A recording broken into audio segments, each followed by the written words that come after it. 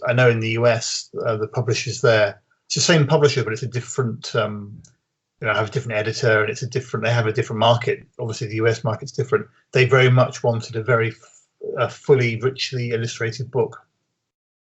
So it's quite different. I mean, it looks very different. The style, Tom Booth's style, lends itself really well. But I mean, sorry about my dog. It lends itself really well, but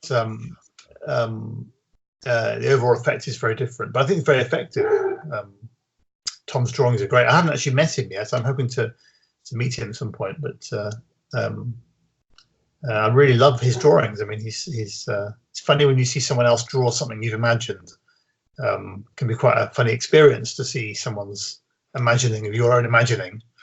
I'm not used to just imagine it, but this is a book that it's not illustrated in the UK version, but more of your artwork is featured throughout, correct?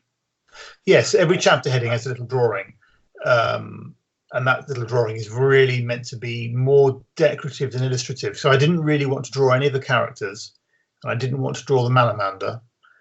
And I wanted to leave as much as possible to the reader's imagination. Whereas obviously in the US, the thrust is very much to produce a very beautiful book with very rich illustrations. And so all those things are drawn, but it's very effective. I think it works really well. So there are two different approaches, and I think they're both equally valid. It's just a sign of how different the market is in the US to the UK, I think, because the books are noticeably, they are very different. Even the covers are very different. Can lend itself to the fun experience of those esteemed readers who find Malamander here in the US or vice versa, and they love it, and they wish they could read it again, but slightly different. Well, good news. Yes, yes, a possibility. Yes, and there are small changes in the text as well. I mean, not just the spellings and a few vocabulary changes. There are a few moments where I was specifically asked, could we just change this? Because for the US market, it won't quite work. So there are small changes. It might be fun for someone to go through and spot them. Things like lead versus leash are more substantial than that? A bit, well, I don't know if it's anything really substantial, but for example, one of the objects that Violet finds on top of the wardrobe, and she finds those few scrappy objects on the wardrobe, is a Pokemon card. And I quite like I like to mention things that anchor the book in the real world, so it's not completely divorced from the real world, and just little moments like that. So a reader, 12-year-old reader reading it will see something they recognise. But in the US, my editor said, actually, we'd rather not have that, because we don't want, we'd like to keep it a completely immersive experience. So it's been changed to playing card. The Pokemon card has become a playing card in the US. It's a very small, subtle change. I was quite happy to make it, but it does, it brings a slightly different experience to that scene, I think.